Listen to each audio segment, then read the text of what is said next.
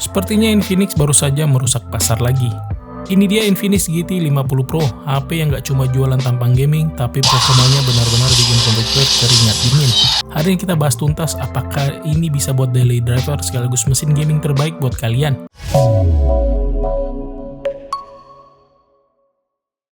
Dalam kotaknya Infinix gak pelit ya, kita dapat unit HP-nya itu sendiri, kabel data, kepala charger 45 watt, dan hardcase bening yang menonjolkan desain ponsel.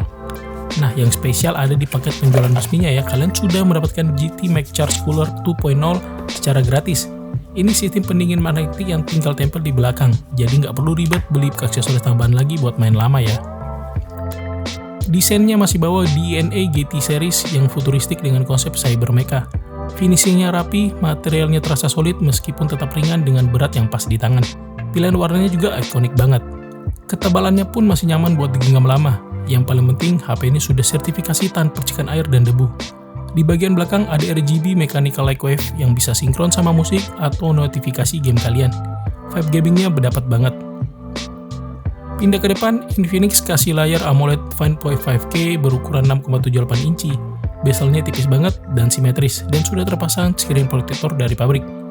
Refresh rate-nya 144Hz, jadi buat scrolling atau main game support high frame rate itu super mulus.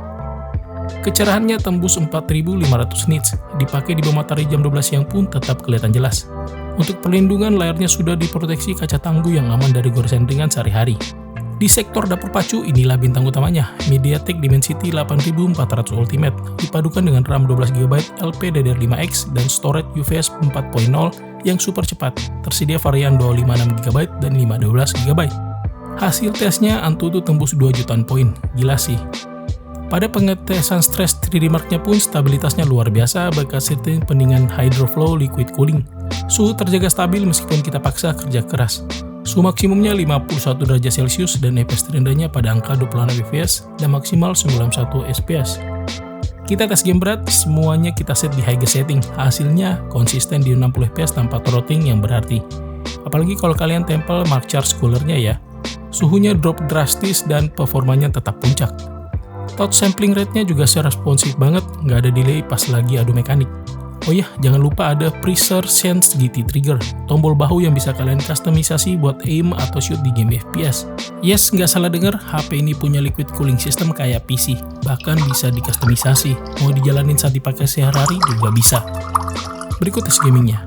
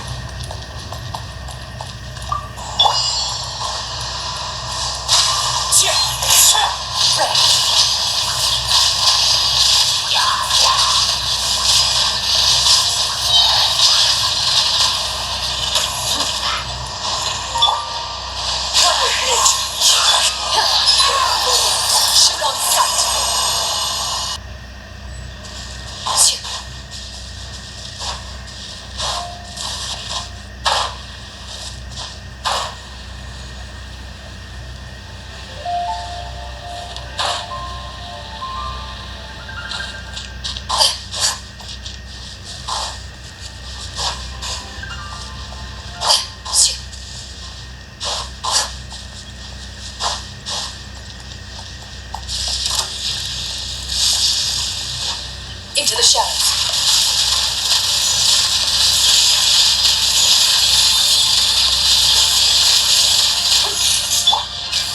The wind knows me. Ha!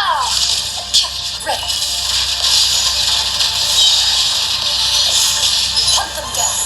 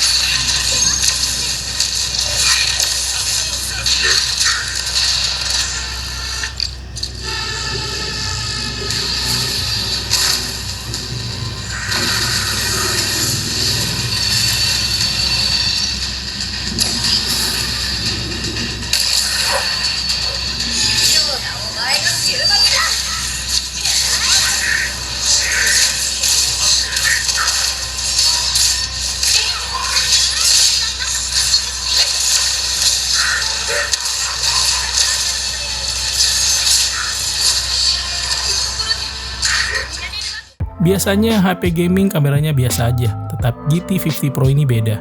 Kamera utamanya 50 megapiksel sudah ada OIS, untuk video bisa rekam sampai 4K 60 fps, baik di kamera depan maupun belakang, auto yang tajam maupun minim noise.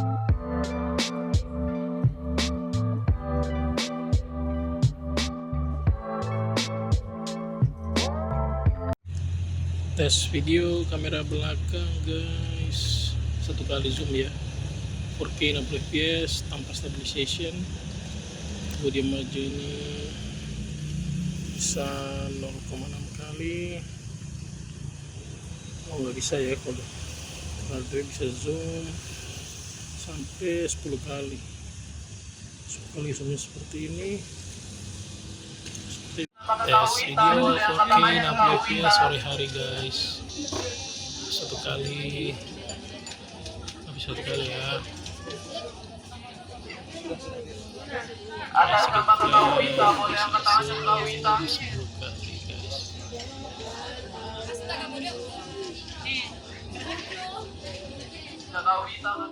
Baterainya jumbo 6500 mAh, awet banget buat seharian. Pengisiannya dukung 45 watt wired dan juga uniknya ada 30 wireless charging di harga segini. Fitur bypass charging juga ada, jadi main game sambil dicas nggak bakal bikin baterai cepat rusak karena listrik langsung masuk ke mesin. Infinix GT50 Pro juga jalan di Android 16 dengan antarmuka Exynos 16 terbaru yang lebih bersih. Janji update-nya juga panjang ya, sampai 5 tahun ke depan. Untuk harga sendiri di varian terendah 256GB ini mulai dari 6,499 juta, serta varian 512GB itu lebih mahal sejuta. Sebuah paket yang sangat kompetitif melihat apa yang kita dapatkan. Kesimpulannya, Infinix GT50 Pro ini bukan cuma HP gaming, tetapi HP all-rounder yang fokus ke performa. Layarnya mewah, baterai badak, sampai kamera yang proper. Sulit cari lawan di harga 6 jutaan untuk saat ini.